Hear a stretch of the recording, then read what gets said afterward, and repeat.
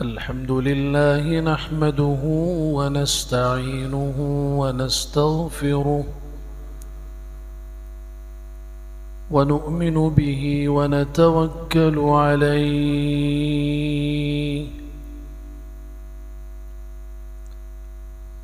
ونعوذ بالله من شرور أنفسنا ومن سيئات أعمالنا من يهده الله فلا مضل له ومن يضلله فلا هادي له وأشهد أن لا إله إلا الله وحده لا شريك له وأشهد أن سيدنا ومولانا محمدا عبده ورسوله صلى الله تعالى عليه وعلى آله وصحبه وبارك وسلم تسليما كثيرا أعوذ بالله من الشيطان الرجيم بسم الله الرحمن الرحيم ولن ترضى عنك اليهود ولا النصارى حتى تتبع ملتهم وقال سبحانه يا أيها الذين آمنوا لا تتخذوا اليهود والنصارى أولياء بعضهم أولياء بعض وقال عز وجل يا أيها الذين آمنوا لا تتخذوا بطانة من دونكم لا يألونكم خبالا ودوا ما عنتم قد بدت البغضاء من أفواههم وما تخفي صدورهم أكبر وقال تبارك عز وجل لتجدن أشد الناس عداوة للذين آمنوا اليهود والنصارى لتجدن أشد الناس عداوة للذين آمنوا اليهود والذين أشركوا وقال سبحانه ود كثير من أهل الكتاب لو يردونكم من بعد إيمانكم كفارا حسدا من عند أنفسهم صدق الله مولانا العظيم وبلغنا رسوله النبي الكريم ونحن على ذلك لمن الشاهدين والشاكرين والحمد لله رب العالمين.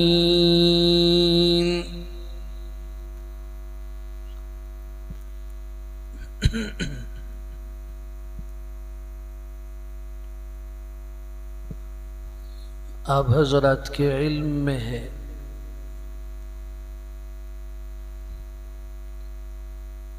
गुज़िश्ता तकरीबन 20 दिन से इसराइल की तरफ से फ़िलिस्तीन और अहले फ़िलिस्तीन पर आए दिन हमलों में, मज़ालिम में और सफ़ाकियत में اضافہ ہو رہا ہے۔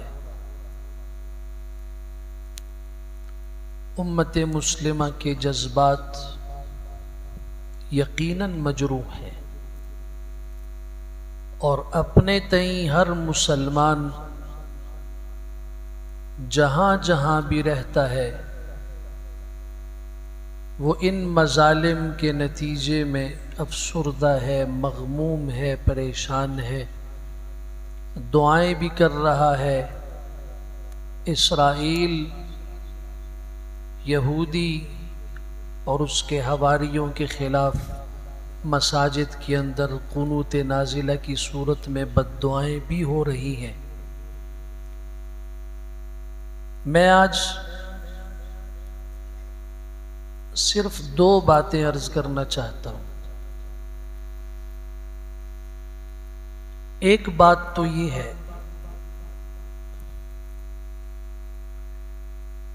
کہ یہودی قوم کا تعارف قرآن مجید میں اللہ تعالیٰ نے کیسے کیا ہے۔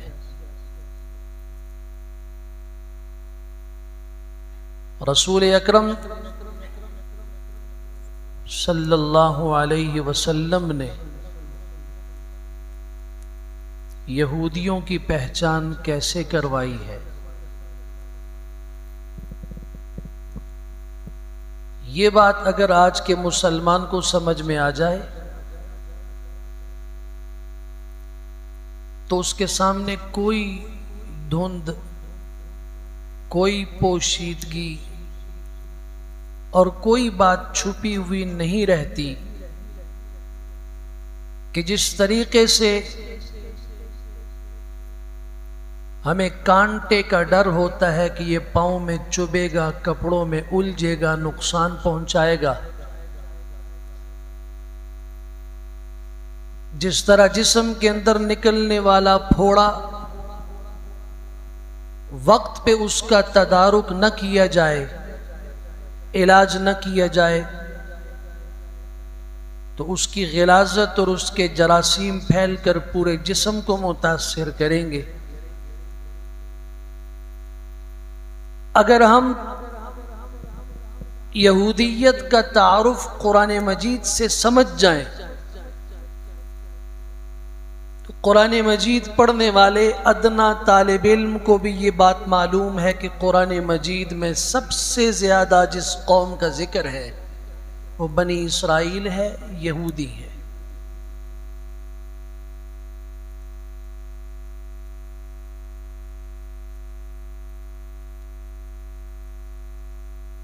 جب سب سے زیادہ ان کا ذکر قرآن میں موجود ہے تو ایک ذہن میں سوال پیدا ہوتا ہے کہ یہ تو ہمارے لیے ہدایت کی کتاب ہے، اس میں تو اہل ایمان کا ذکر زیادہ ہونا چاہیے، اس میں تو وہ باتیں زیادہ ہونی چاہیے جن کا تعلق ہماری زندگی سے ہے۔ آپ حیران ہوں گے کہ جن آیتوں کا تعلق ہماری عملی زندگی سے ہے، پریکٹیکل لائف سے ہے، وہ 500 ہیں۔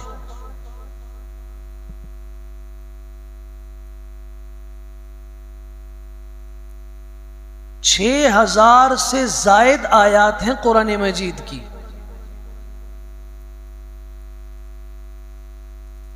ان میں جن آیات کا ہماری عملی زندگی سے تعلق ہے وہ کل 500 آیات ہیں۔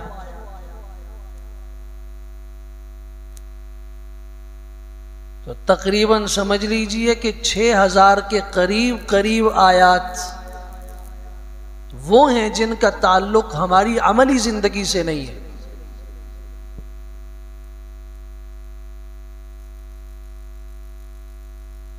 اب ان آیات میں کیا ہے اس تفصیل میں جائیں گے تو ہمارا موضوع رہے گا۔ ان میں واقعات ہیں، قصص ہیں، امثال ہیں، مثالیں ہیں، سابقہ قوموں کے حالات ہیں، آئندہ آنے والی زندگی جنت اور جہنم کا تذکرہ ہے، ان کی نعمتوں کا ذکر ہے۔ صرف 500 آیات کا تعلق ہماری زندگی سے ہے، جس میں نماز بھی ہے، عقائد بھی ہیں، عبادات بھی ہیں، اعمال بھی ہیں، معاشرت بھی ہے، معاشیات بھی ہیں، معاملات بھی ہیں، اخلاقیات بھی ہیں۔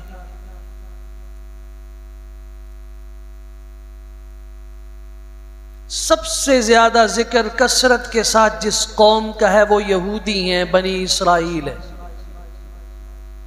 کیوں؟ اس لیے کہ حضرت موسیٰ علیہ السلام کی جو زندگی گزری ہے، امام الانبیاء صلی اللہ علیہ وسلم کی زندگی کے حالات بھی اکثر حضرت موسیٰ علیہ السلام جیسے ہیں۔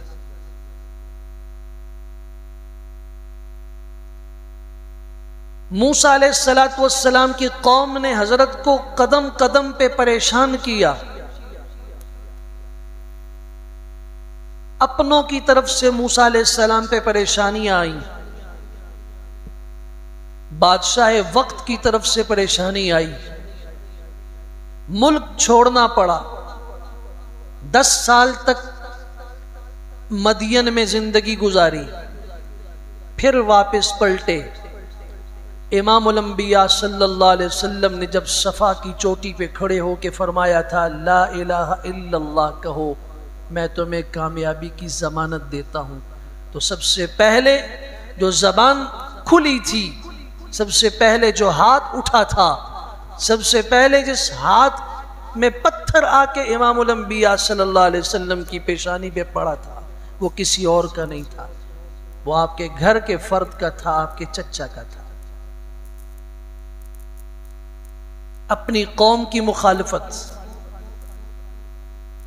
رؤسائے مکہ کی مخالفت، پھر موسیٰ علیہ السلام کی طرح آپ نے بھی ہجرت فرمائی مدینہ منورہ کی طرح، 10 سال وہاں گزارے۔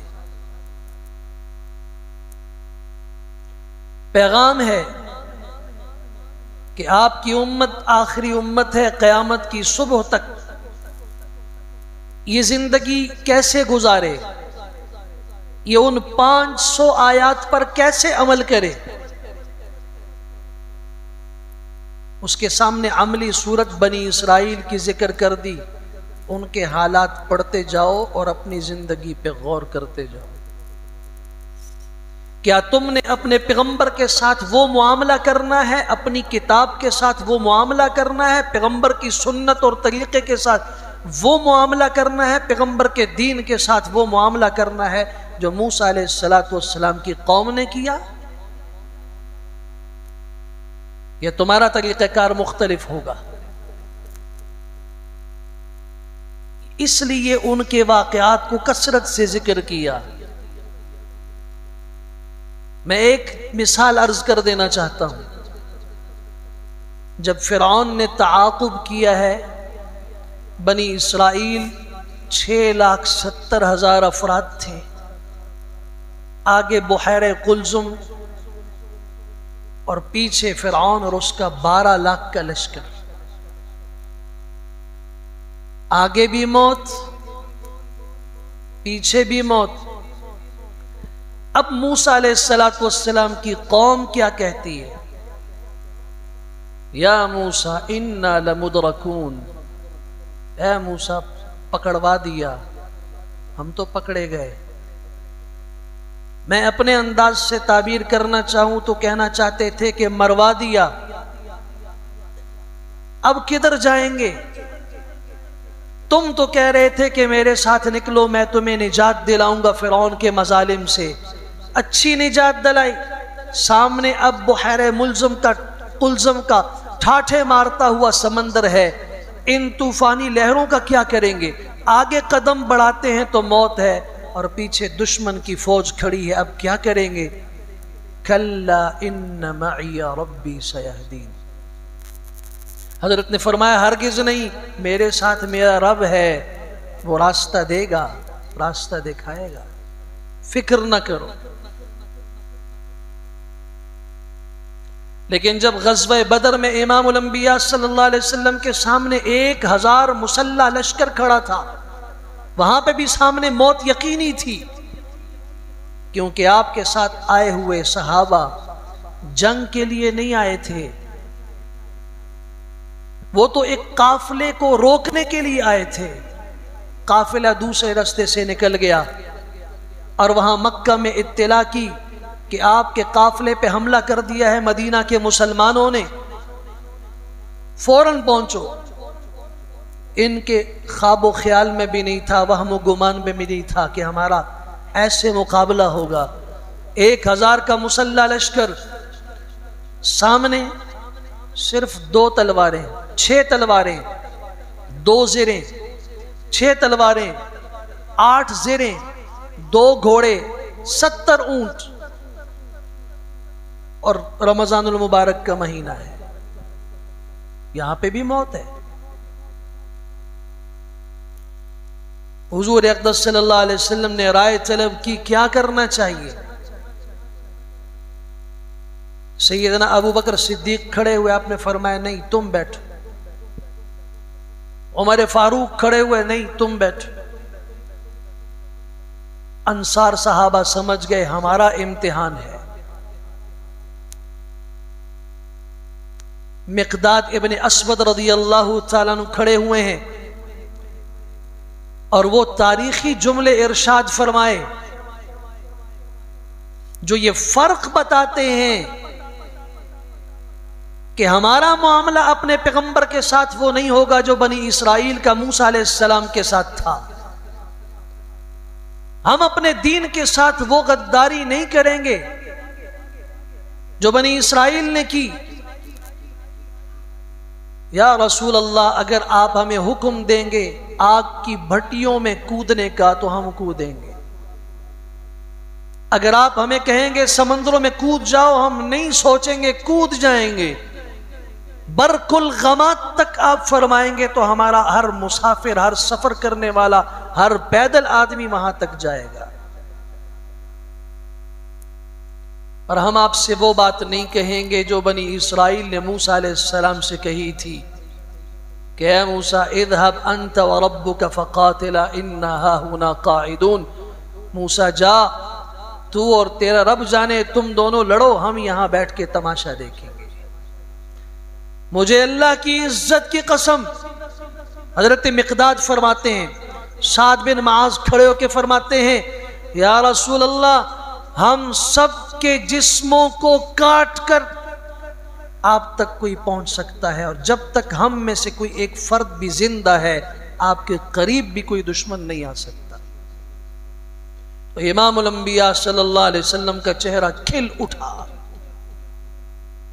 حضرات صحابہ، کبار صحابہ کہتے ہیں ہم اس وقت رشک کیا کرتے تھے مقداد کی قسمت پر کہ مقداد کے جملے نے حضور کو اتنا خوش کر دیا، آپ مسکرائے، کاش کہ یہ جملہ مقداد کی جگہ پہ میں نے کہا ہوتا۔ یہ جو کثرت سے بنی اسرائیل اور یہود کا ذکر قرآن میں ہے، یہ اس لیے ہے کہ تمہارے سامنے اللہ نے تصویر پیش کر دی دین پہ چلنا کیسے ہے، بنی اسرائیل کی طرح، یا پھر تمہارا چلنے کا وہ انداز نہیں ہوگا، تم قرابتیں قربان کرو گے، تم دین پر آنچ نہیں آنے دو گے، تم اپنے جذبات پہ پاؤں رکھو گے، تم اپنے رسوم و رواجات کو پاؤں تلے رون دو گے، اپنے دین پر ایک آنچ نہیں آنے دو گے۔ یہ بتانے کے لیے بنی اسرائیل کا تذکرہ کثرت کے ساتھ کیا ہے۔ یا اللہ، یہ کیسی قوم ہے۔ ایک تعارف آج خطیب صاحب کرواتے ہیں، ایک عالم کرواتا ہے، بنی اسرائیل ایسے ہیں، یہودی ایسے ہیں، ظالم ہیں، سفاک ہیں، اور مشہور جملہ ہے ہٹلر کا جس نے انہیں مار مار کے آخر میں کہا تھا چند میں نے زندہ چھوڑے ہیں تاکہ آئندہ آنے والی دنیا کو پتہ چلے کہ ہٹلر نے ان یہودیوں کا خاتمہ کیوں کیا تھا۔ تھوڑے سے چھوڑ رہا ہوں، یہ دنیا کو ناکوں چندنے چبوائیں گے تو دنیا کو پتہ چلے گا کہ میں نے ظلم نہیں کیا تھا۔ ایک تو یہ ہے، ایک تعارف قرآن نے کروایا ہے کہ یہ ایسی بدبخت قوم ہے جو اپنے آپ کو اللہ کا بیٹا کہتی ہے۔ ان کے مظالم سے اور ان کی سفاکیت سے اور ان کی گستاخیوں اور بے ادبیوں سے اللہ کی ذات کو بھی انہوں نے نہیں بخشا۔ تو مسلمان کہتا ہے کہ جی چھوٹے چھوٹے بچے ہیں دودھ پیتے ہوئے، ان کا کیا قصور تھا؟ قصور کی تم بات کرتے ہو؟ ایسی قوم سے جسے انسانیت کا درس کسی نے دیا نہیں ہے، جسے قرآن و سنت میں جانور سے بدتر کہا گیا ہے، جسے کتے سے بدتر کہا گیا ہے، جس کے علماء کو گدھے سے بدتر کہا گیا ہے۔ آپ سوچ سکتے ہیں یہ قرآن کہتا ہے ان کے علماء وہ ایسے بدبخت ہیں کہ قرآن کہتا ہے مثل الذین حملوا التوراة ثم لم يحملوها كمثل الحمار، گدھے کی طرح ہے۔ ان کے مستجاب الدعوات کو قرآن نے کہا فمثلہ کمثل الکلب، کتے کی طرح ہے یہ۔ جب ان کے عابد اور زاہد کا یہ حال ہو اللہ کی نظر میں، اور جب ان کے علماء کو گدھا اللہ فرما رہے ہوں، تو پھر مجھے بتائیے وہ انسانیت کا درس سیکھ سکتے ہیں؟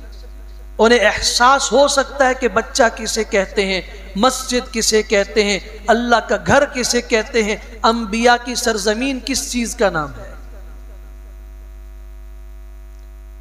قرآن نے کہا، یہ کہتے ہیں کہ نحن ابناء اللہ و احباؤہ، ہم اللہ کے بیٹے ہیں، ہم اللہ کے محبوب ہیں۔ یہ اللہ کی کم گستاخی ہے کہ جو اللہ اولاد سے پاک ہے، ہمارے اس شخص کو، اس بزرگ کو، اس بچے کو جسے قرآن پڑھنا نہیں آتا، سورۃ الاخلاص اسے بھی آتی ہے، ساری زندگی نماز میں سورۃ الاخلاص کی تلاوت کرتا ہے، اس میں وہ کہہ رہا ہوتا ہے قل هو اللہ احد، میرا اللہ اکیلا ہے، اللہ الصمد، وہ بے نیاز ہے، اسے کسی کی ضرورت نہیں، اور اس کے بغیر کسی کی ضرورت پوری نہیں ہو سکتی۔ لم یلد ولم یولد، نہ وہ کسی سے جنا ہے، نہ اس سے کوئی جنا گیا ہے، نہ کسی کا باپ ہے، نہ کسی کا بیٹا ہے۔ ایک چھوٹا سا بچہ، اسے بھی پتا ہے اور اپنی زبان سے وہ کہہ رہا ہے کہ میرا اللہ جہاں شریک سے پاک ہے، جہاں احتیاج اور ضرورت سے پاک ہے، وہاں میرا اللہ ماں باپ سے اور اولاد سے بھی پاک ہے، بیوی سے بھی پاک ہے۔ اور یہ بدبخت اپنے آپ کو اہل علم کہتے ہوئے کہتے ہیں نحن ابناء اللہ، ہم اللہ کے بیٹے ہیں۔ ان کا تعارف قرآن سے سیکھو، قرآن کھولو، پڑھو ذرا، قرآن مجید نے کیا کہا کہ یہ بنی اسرائیلی کیسے تھے۔ یہ سورہ مائدہ کی آیت نمبر 18 ہے، نحن ابناء اللہ، ہم اللہ کے بیٹے ہیں، وَأَحِبَّاءُ، اللہ کے محبوب ہیں۔ قل، آپ کہہ دیجئے فَلِمَ يُعَذِّبُكُمْ بِذُنُوبِكُمْ، اچھا تم اللہ کے بیٹے ہو تو اللہ تمہارے گناہوں کی تمہیں سزا کیوں دیتا ہے؟ باپ کسی بیٹے کو سزا دیتا ہے؟ وہ تمہیں عذاب کیوں دیتا ہے؟ پھر ان کی گستاخی دیکھیے، لَقَدْ سَمِعَ اللَّهُ قَوْلَ الَّذِينَ قَالُوا إِنَّ اللَّهَ فَقِيرٌ، اللہ نے ان لوگوں کی بات سن لی جنہوں نے کہا اللہ فقیر ہے، وَنَحْنُ أَغْنِيَاءُ، ہم مالدار ہیں۔ سورۃ آل عمران پڑھو، ہم امیر ہیں، ہم مالدار ہیں، اور ہمارا اللہ فقیر ہے۔ وَقَالَتِ الْيَهُودُ يَدُ اللَّهِ مَغْلُولَةٌ، ایسے بدبخت جو اپنے اللہ کو کہیں کہ اللہ کنجوس ہے، بخیل ہے، اللہ کے ہاتھ بندھے ہوئے ہیں۔ پھر اللہ کا غضب دیکھیے، غلت ایدیہم، اللہ فرماتے ہیں ان کے ہاتھ بند ہیں، یہ بدبخت کنجوس ہیں۔ وَلُعِنُوا بِمَا قَالُوا، جو ان کی زبانوں سے نکل رہا ہے اس کی وجہ سے ان پہ اللہ کی لعنت برس رہی ہے۔ یہ تعارف جو قرآن کروا رہا ہے، یا ایہا الذین آمنوا لا تتخذوا اليہود والنصارى اولیاء، ایمان والو یہود و نصارہ کو کبھی دوست نہ بناؤ، اللہ کیوں نہ بنائے؟ آج تو دنیا گلوبل ولیج بن گئی ہے، آج تو دنیا میں باتیں انسانیت کی ہو رہی ہیں، اور آج ہمیں کہا جا رہا ہے کہ مذہب بعد میں ہے، انسانیت پہلے ہے۔ آج ہمارا مسلمان بھائی، ہمارے ساتھ کھانے پینے والا، ہمارے پیچھے نمازیں پڑھنے والا، مسلمانوں کے گھروں میں پیدا ہونے والا، اسکول کالج کی تعلیم سیکھ کر کسی سے ملحد بن کر یہ کہتے ہوئے سنائی دیتا ہے انسانیت سب سے پہلے ہے، مذہب بعد میں ہے۔ یہ درس وہاں سے لیا۔ الہ العالمین آج تو سارے اس طرح کی بات کر رہے ہیں۔ قرآن کہتا ہے لا تتخذوا اليہود والنصارى اولیاء، یہود و نصارہ کو دوست نہ بناؤ، بعضهم اولیاء بعض، وہ آپس میں ایک دوسرے کے دوست ہیں، تمہارے دوست نہیں ہو سکتے۔ اور پھر خلاق عالم کا فتویٰ سنو، یہ کسی عالم کا نہیں، مفتی کا نہیں، رب کائنات کا فتویٰ ہے وَمَن يَتَوَلَّهُم مِّنكُمْ فَإِنَّهُ مِنْهُمْ، تم میں سے جس نے انہیں دوست بنایا وہ انہی میں سے ہے۔ انسانیت کا درس آج امریکہ سکھا رہا ہے، انسانیت کے حقوق کی تنظیمیں سب سے زیادہ امریکہ میں، یورپ میں، ان غیر مسلم ملکوں میں ہیں۔ انہوں نے مسلمانوں کا تصور دنیا کے سامنے یہ پیش کیا، یہ بھیانک بھیڑیے ہیں، یہ دہشت گرد ہیں، یہ کھا جائیں گے، یہ اپنے سوا کسی کو جینے نہیں دیتے۔ یہ باتیں کی گئیں، اور انسانیت کا درس انہوں نے کہا کہ انسانیت کی بات کرو۔ یہ آپ سے یہ کہنا چاہتے ہیں کہ تم ہماری نظروں میں انسانوں کے برابر بھی نہیں ہو۔ ہم انسانوں کے حقوق کی بات کرتے ہیں، لیکن تم تو انسان نہیں ہو۔ کیا فلسطین کے مسلمان انسان نہیں ہیں؟ کیا وہاں کے بچے انسان نہیں ہیں؟ کیا افغانستان میں جو امریکہ نے حملہ کیا اور ایک عرصے تک 98 سے لے کے اب جا کے 2018-19 تک یہ جو حالات رہے 20 سال سے زائد، کیا وہ انسان نہیں تھے؟ کیا بوسنیا کے اندر 16 لاکھ مسلمانوں کو اجتماعی قبر میں بلڈوزروں کے ذریعے، کرینوں کے ذریعے پھینک دیا گیا، ان پہ اوپر مٹی ڈال دی گئی، وہ انسان نہیں تھے؟ کہ آج بھی ہندوستان کے اندر 30 کروڑ کے رہنے والے مسلمان وہاں آج بھی کبھی احمد آباد میں، کبھی گجرات میں، کبھی کہاں، جب ان کا جی چاہتا ہے وہ مسلمانوں کے گھروں کو آگ لگا دیتے ہیں۔ وہ مسلمانوں کو بڑی عید کے موقع پر یہی مسئلہ اٹھتا ہے کہ جی فلاں مسلمان، اس کے ہاتھ پاؤں کاٹ دیے، اس کے گھر کو جلا دیا، کیوں؟ اس کا قصور صرف یہ ہے کہ اس نے گائے کو ماتا نہیں کہا۔ کیا ایسی تصاویر ہمارے سامنے ویڈیوز نہیں آئیں کہ مسلمانوں کو پکڑا گیا، عالم دین کو داڑھی سمیت پکڑ کے کہا کہو گاؤ ماتا ہے، گائے ہماری ماں ہے؟ اس نے کہا نہیں۔ انہوں نے کہا جب گائے کو تم ماں کہتے ہو تو پھر بیل کو باپ بھی کہو نا۔ کہا ایسا نہیں ہے، ہمارے دھرم میں یہ بات ہے، عقل کے خلاف۔ کیا مسلمانوں کا وہاں کوئی خون نہیں تھا؟ ان کا کوئی پوچھنے والا نہیں تھا؟ بات یہ ہے کہ آج امیر المومنین عمر بن خطاب جیسا خلیفہ نہیں ہے۔ خلافت کا نظام جب سے امت مسلمہ سے اٹھا اور جمہوریت کی لعنت کی دلدل میں امت کو ڈال دیا گیا، جہاں عالم دین کا ووٹ ایک عام آدمی کے ووٹ کے برابر ہوتا ہے، تو وہاں گدھے اور گھوڑے کی تمیز نہیں رہتی، وہاں انسان اور انسان کی تمیز نہیں رہتی۔ ایک طرف 1 لاکھ علماء کھڑے ہیں اور ایک طرف 1 لاکھ 1 جن کے پاس اس ملک کا شناختی کارڈ موجود ہے، شہری ہیں۔ یہ جمہوریت ہے جی، یہ اکثریت ہے، کیونکہ ایک آدمی زیادہ ہو گیا، لہذا ان کا منتخب کردہ وہ حاکم بھی بنے گا، وہ قاضی بھی بنے گا، وہ فلاں بھی بنے گا، وہ فلاں بھی بنے گا، اور یہاں 1 لاکھ علماء ہیں۔ اسلام نے کہا کہ 1 کروڑ نہیں، دھرتی پوری بھر جائے غیر علماء سے، جب علم کی بات آئے گی اور تقوی کی بات آئے گی، وہاں 1 عالم اور 1 متقی ان پہ بھاری ہوگا۔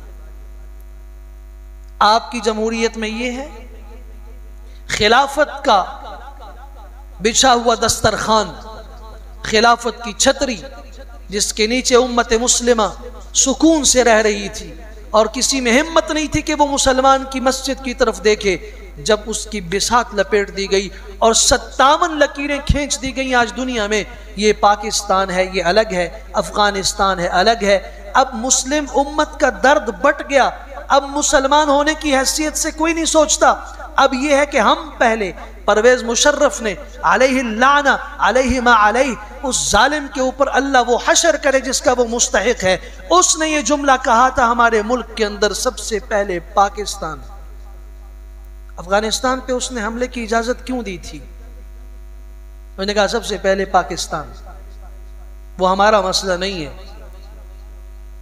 تھا یا نہیں تھا؟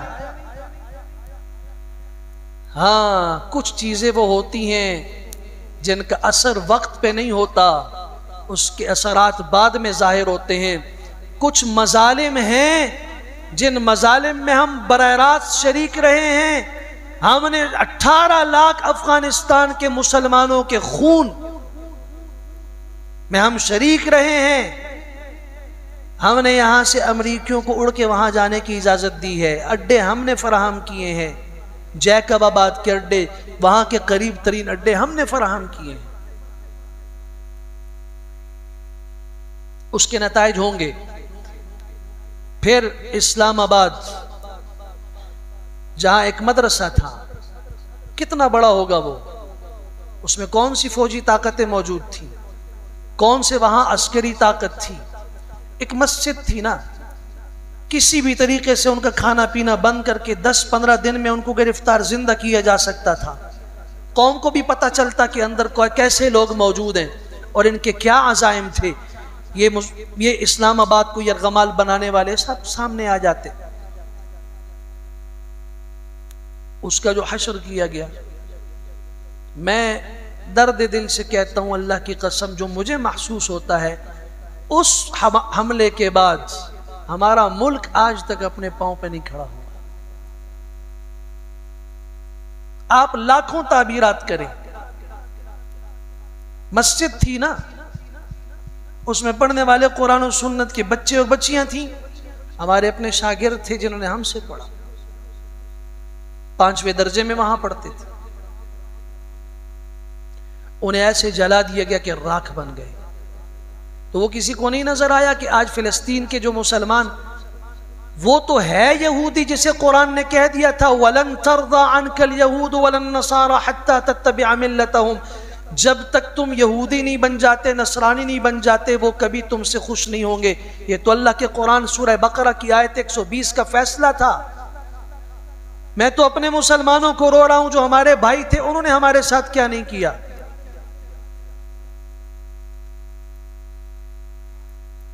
اس دنیا میں مسلمان کے لیے جگہ نہیں ہے، یہ بات طے ہے، یاد رکھیے۔ کیا رسول اللہ صلی اللہ علیہ وسلم کو بحث و مباحثے کے لیے بلا کر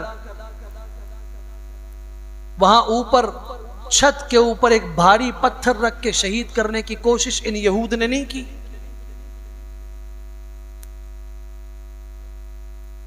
وہ تو رب کی ذات ہے، جو بچانے والی ذات ہے، جس نے جبرائیل کو بھیج کے کہہ دیا تھا کہ آپ واپس ہو جائیں۔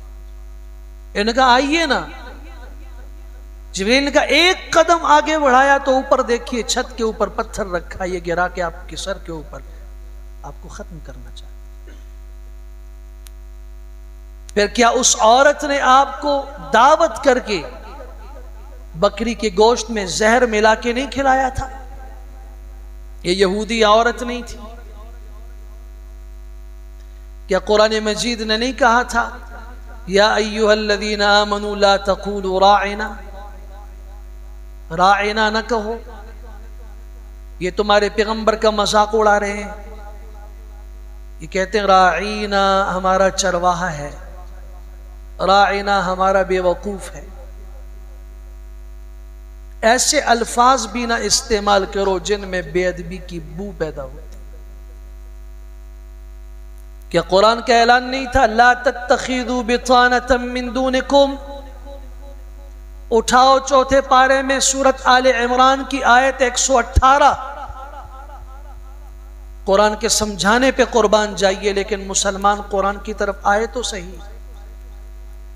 ایمان والو لا تتخذوا بطانة من دونکم، ایمان والوں کو چھوڑ کے، مسلمانوں کو چھوڑ کے کسی سے اپنے راز کی بات بھی نہ کرو۔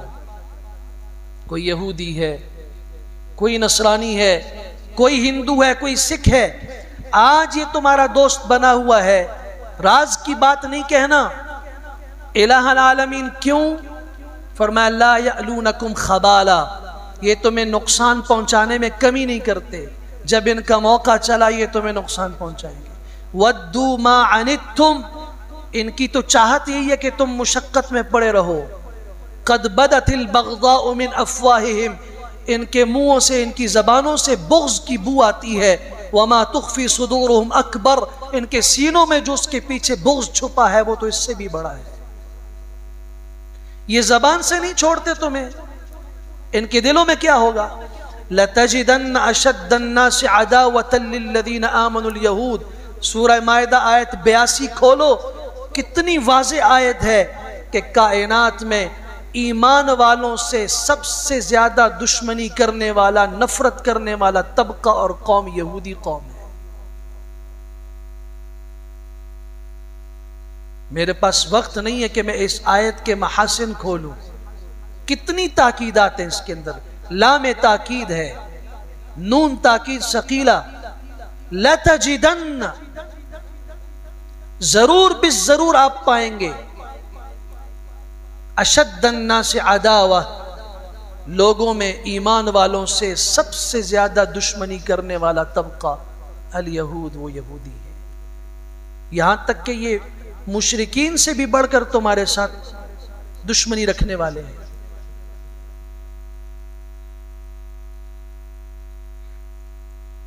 یہ توقع نہ رکھو، یہ بھیک نہ مانگو،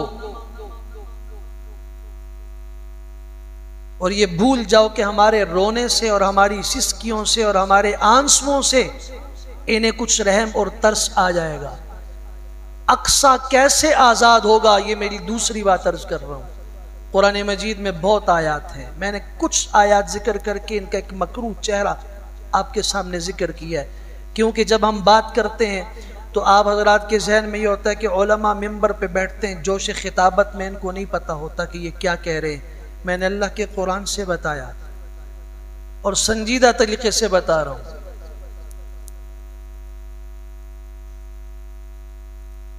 بہت سارے ہمارے مسلمان چند پیسوں کی خاطر جب ان ممالک کا رخ کرتے ہیں، واپس آتے ہیں، تو وہ ہمیں کہتے ہیں کہ جی تاسو نہ خدا یہودیان خدی۔ میں اللہ کی قسم کھا کے کہہ رہا ہوں، کل پشاور سے واپسی پر سفر میں مغرب کی آذان کے وقت ادھر آذان ہو رہی تھی، اشہد ان لا الہ الا اللہ، ادھر سے ایک دیندار آدمی صاحب شریعت، میں اس کو جانتا ہوں، یہیں کا ہے، ہری پور کا، 50 روپے کے کرائے کے اوپر اس کی زبان سے یہ جملہ نکلتا ہے، تاسو منی اسرائیل خدا مسلط کی، تاسو لدا شنستر کی خدی، وہ ان کو کہہ رہا 50 روپے کے اوپر۔ میں نے کہا بابا یہ میں دے دوں گا، اتنی بڑی آفت نہ لاؤ، ہمارے اوپر اسرائیل کو کیوں مسلط کر رہے ہیں؟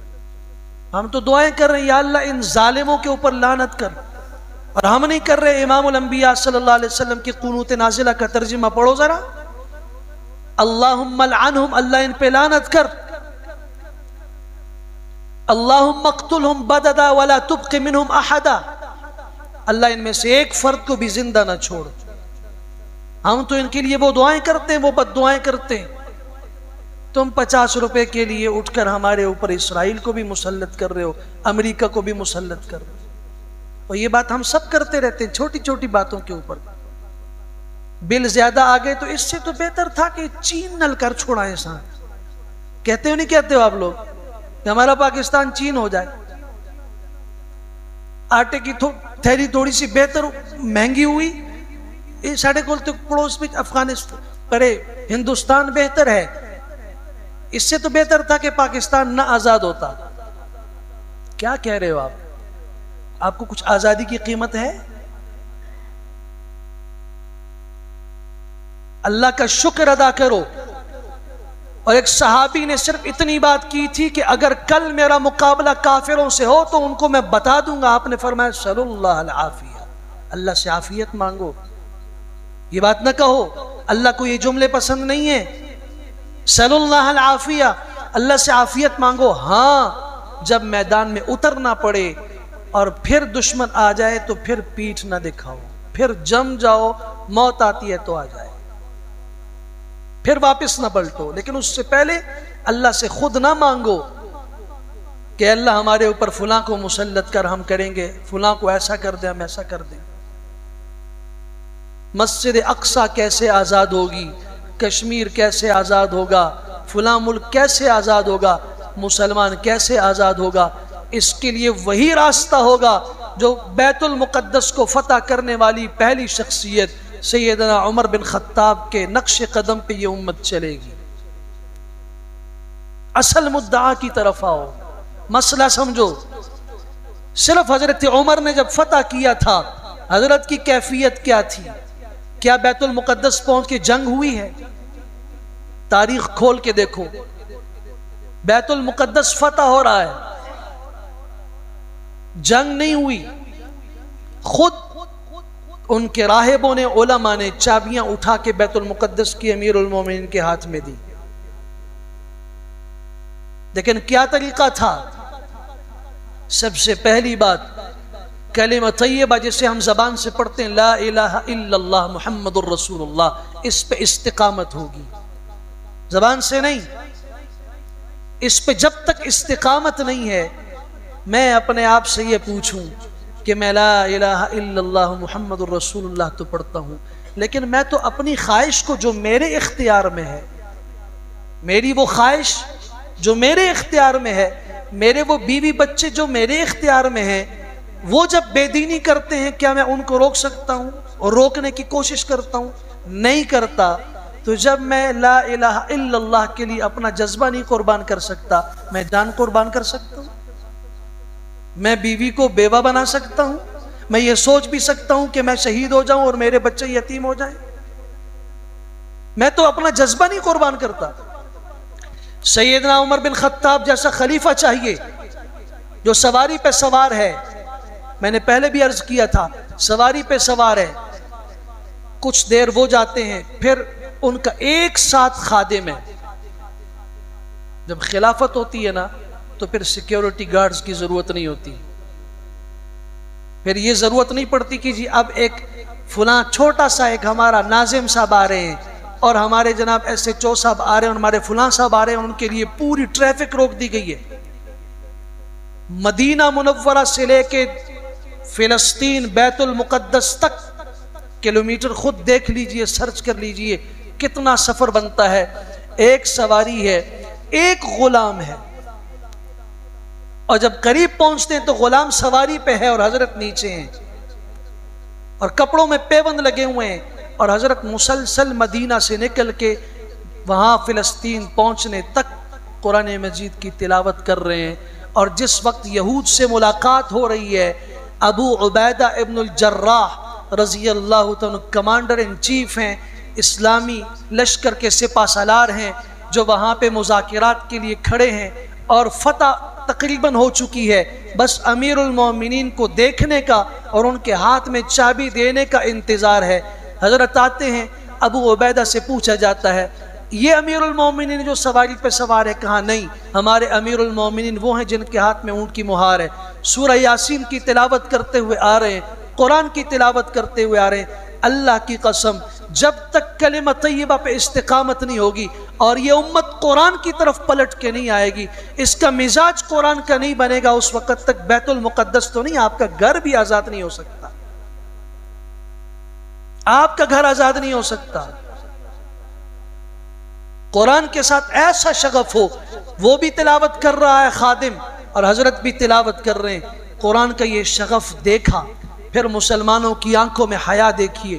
راستے میں عورتیں کھڑی کی گئی تھیں حضرت کے آنے سے پہلے، اسلامی لشکر آنے والا ہے، خوبصورت عورتیں یہود کی آراستہ کر کے کھڑی کی ہوئی ہیں. اور آپ کے علم میں ہونا چاہیے دنیا کا حسن اس پٹی کے اوپر ہے، شام، فلسطین، مصر، عراق، دنیا کے سب سے خوبصورت ترین لوگ اس پٹی کے لوگ ہیں۔ ایسا حسن کھڑا ہے آراستہ ہو کر، مسلمانوں کی نگاہیں ہمارے اوپر پڑیں گی، اور جب ہمیں دیکھیں گے ہمارے حسن کے اسیر بن کر جہاد چھوڑ دیں گے، بیت المقدس بھول جائیں گے، وہ ہماری محبت میں تڑپیں گے، اور پھر ان کے اندر سے وہ چیز نہیں رہے گی۔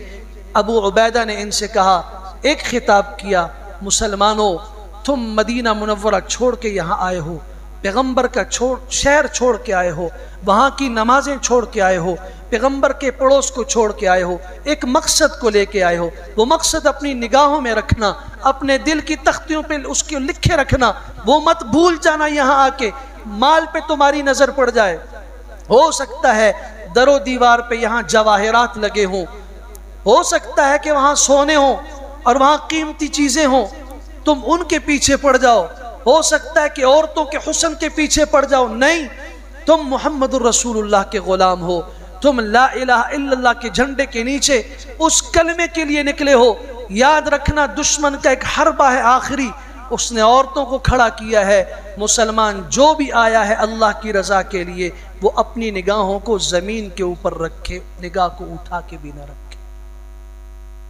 جب یوں لشکر آیا ہے اور سب کی نگاہیں نیچے ہیں، عورتیں گنگنا رہی ہیں اور انہیں آوازیں دے رہی ہیں، اور ایک مسلمان کی نگاہ اٹھی نہیں کہ اس طرف دیکھیں کہ یہ کیا ہو رہا ہے۔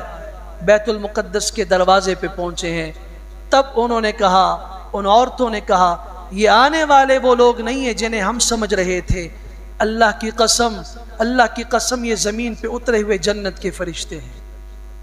ایسی حیا جب تک مسلمانوں کی نگاہ میں نہیں ہوگی، اس وقت تک بیت المقدس کی فتح، حضرت عمر جیسی عاجزی، کس عاجزی کے ساتھ آ رہے ہیں، خلیفہ کو ایسا ہونا چاہیے۔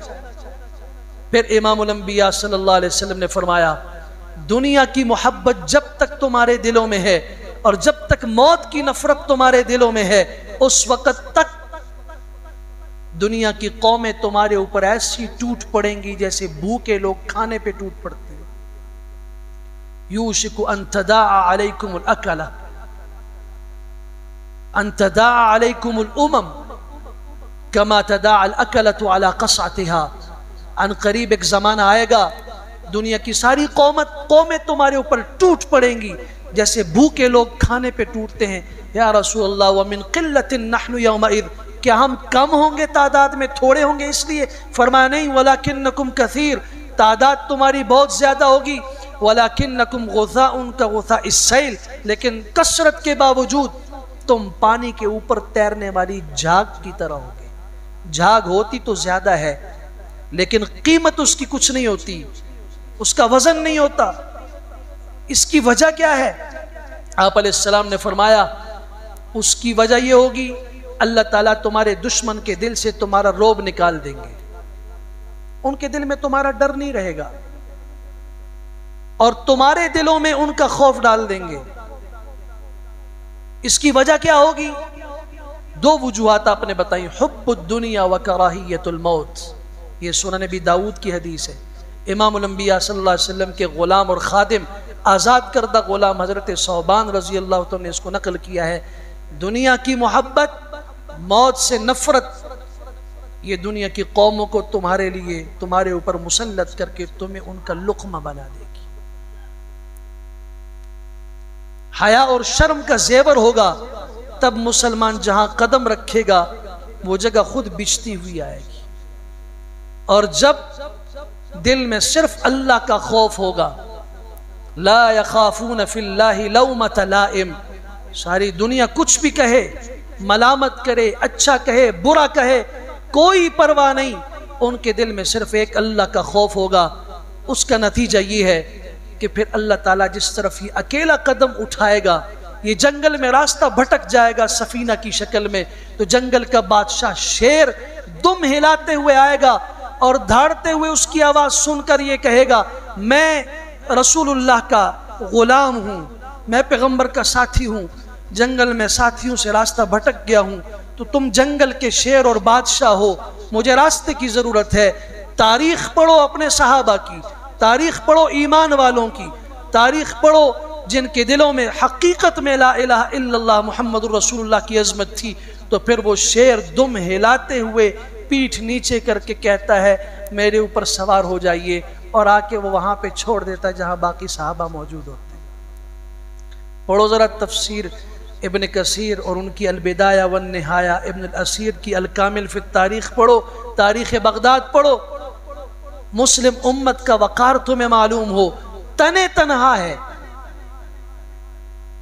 اور پھر ذرا مراکش کی فتح کا حال بھی دیکھو، جہاں کے لوگ کہتے ہیں کہ عقبہ ابن نافع کو رضی اللہ تعالیٰ آگے نہ جائیے، یہ دنیا کا خطرناک جنگل ہے، یہاں بھیڑیے ہیں، شیر ہیں، سانپ ہیں، جو گیا واپس نہیں آیا، نہ جائیے۔ انہوں نے کہا محمد الرسول اللہ کے غلام ہیں، ہم تو کلمے کو لے کے دنیا کے آخر ایک کونے تک جائیں گے، اور جہاں اسلام کا جھنڈا ہم لگا سکتے ہیں وہاں لگائیں گے، نہیں پلٹیں گے واپس۔ وہاں پہ داخل ہو کر تاریخ کبھی پڑھ کے دیکھیے ذرا، امیر لشکر کھڑے ہو کے اونچی جگہ پہ پتھر پہ کھڑے ہو کے اعلان کرتا ہے، جنگل کے شیروں، بھیڑیوں، جنگل کے درندوں، جانوروں، تمہیں پتہ ہونا چاہیے آج پیغمبر کے غلام اور اس کے صحابہ مسلمان تمہارے مہمان بنے ہوئے ہیں۔ اب تم اگر ان کی مہمان نوازی کر کے جنگل کو خالی کر دیتے ہو تو تم امن میں رہو گے، اور اگر تم میں سے کوئی فرد، کوئی جانور آگے آیا تو اسے پھر ضمانت نہیں ہے۔ تو پھر تاریخ نے لکھا کہ شیر اپنے بچے کو اٹھا کر، لومڑی اپنے بچے کو اٹھا کر، بھیڑیا اپنے بچے کو منہ میں اٹھا کے جنگل خالی کر رہا ہے کہ رسول اللہ کے مہمان آ رہے ہیں، ان کو گزرنے دو۔ جنگل کے بیچ میں وہ مسجد آج بھی مسجد عقبہ بن نافع قائم ہے، آج تو دنیا کی بڑی مساجد میں ایک مسجد شمار ہوتی ہے۔ جب دل میں یہ کیفیات ہوں گی اس وقت جا کے اللہ کی طرف سے نصرت کے فیصلے ہوں گے۔ وہ اللہ اس وقت بھی اسی طاقت کے ساتھ رب تھا، اس کی طاقت کو آج بھی زوال نہیں آیا، اس کی طاقت میں کمی نہیں آئی۔ کمی آئی ہے تو اس کے ساتھ تعلق میں اس امت کے تعلق کی کمی آئی ہے۔ وہاں کے آنسوں کے دو قطرے، رونے کے دو جملے حالات کو بدل دیا کرتے تھے، اور یہاں کون ہے جو ان حالات کے اندر جس کی رات ان مظلوموں کے لیے رو کے گزری ہو؟ بتاؤ نا کون سی مسجد ہے جس کے نمازیوں میں آج فجر کے اندر اضافہ ہوا ہو؟ چلو ہم غافل ہیں، ہم میں اللہ بھول گیا، ہم نماز کو بھول گئے۔ اب تو امت کے اوپر ایسا وقت آ چکا ہے کہ ہم اور کچھ نہیں کر سکتے، رو کے اللہ کو تو کہہ سکتے ہیں کہ اللہ ان کی نصرت فرما۔ ہم قنوت نازلہ نماز فجر میں پڑھی جا رہی ہے، کون ہے ایک نمازی کا اضافہ ہوا ہو حرام؟ بتائیے تو صحیح، ایک نمازی بڑا ہو۔ جب رب کے ساتھ تعلق نہیں ہے تو مسجد اقصیٰ کے ساتھ تعلق کیا ہے؟ یہ تو اللہ کا گھر ہے، اللہ سے تعلق نہیں تو اللہ کے گھر کا کس کو خیال ہے؟ جمعے کے نمازی ہیں، کبھی مصیبت آئی، حالت آئی اپنے اوپر تو 1.25 لاکھ کے وظیفہ لینے کے لیے بھی تیار ہیں۔ اپنے اوپر ذرا سی تکلیف آئی، قرض کا بوجھ چڑھا، کوئی لمبا وظیفہ بتا دیجئے، گھنٹوں اس کے لیے تیار ہیں۔ لیکن کبھی اللہ کی محبت میں بھی قدم اٹھایا؟ جس قرآن نے کہا اعدوا لهم ما استطعتم من قوة، جتنی طاقت تمہارے اندر موجود ہے وہ تیار رکھو، ہر وقت مستعد رہو ان کے مقابلے کے لیے۔ نہ ہم تو مقابلہ نہیں کرتے، ہم تو انہیں اپنا بھائی سمجھتے ہیں، ہم تو انہیں مسیحا سمجھتے ہیں، ہم تو انہیں اس حد تک سمجھتے ہیں کہ ان کے ہاں تو جانوروں کے بھی حقوق ہیں۔ حضرت آپ کو پتہ نہیں ہے، ہمارے ہاں تو یہ ہے، وہ وہاں تو کتوں کے بھی ایسے حقوق ہیں، وہاں تو جانوروں کے بھی ایسے حقوق ہیں، وہاں فلاں کے بھی ایسے حقوق ہیں۔ بالکل ہوں گے، بالکل ہوں گے، مجھے اختلاف نہیں ہے، میں نہیں گیا، مجھے نہیں پتا، آپ کی بات پر مجھے اتفاق ہے، لیکن میں آپ کی بات سے زیادہ اللہ کے قرآن پہ یقین رکھتا ہوں، جس نے کہہ دیا تھا یہ کبھی تمہارے نہیں ہو سکتے، کبھی تمہارے نہیں ہو سکتے۔ 19ویں صدی اور 20ویں صدی کے آغاز میں یہی ہمارے بھائی تھے آج جو مظلوم ہیں، جن کی نسلیں پٹ رہی ہیں، انہی کو ہمارے علماء نے کہا تھا فتویٰ دیا جامعہ ازہر نے، فتویٰ دیا دارالعلوم دیوبند نے، فتویٰ دیا حرمین نے، پوری دنیا نے فتویٰ دیا کہ ان یہودیوں کو زمینیں نہ بیچو. یوں لگ رہا ہے کہ یہ لوگ کل تمہارے اوپر زندگی تنگ کریں گے. ہمیں پیسے دے رہے ہیں، ہم اپنی زمین بیچ رہے ہیں، یہ کیا کریں گے ہمارے ساتھ؟ ذرا اس تاریخ کو پڑھ لینا. اس وقت بھی مولویوں کو انہی لوگوں نے گالیاں دی، اور ہمارے یہی مسلمان کہتے تھے کہ جی کیا ہوگا اس کا. اس کا نتیجہ آج سامنے ہے، اور پھیلتے پھیلتے آج مسلمان یہ مطالبہ کر رہے ہیں کہ مسجد اقصی ہمارے حوالے کرو، اس پہ تمہارا کچھ نہ ہو، باقی خیر ہے. اللہ تعالیٰ ان کی نصرت فرمائے، اور اللہ تعالیٰ ہمیں بیداری عطا فرمائے، اور اللہ ہمیں ان حالات میں جو ہماری ذمہ داری ہے بحیثیت مسلمان کے، اللہ اسے بہتر سمجھنے کی، ادا کر سکنے کی توفیق عطا فرمائے. وآخر دعوانا الحمدللہ رب العالمین.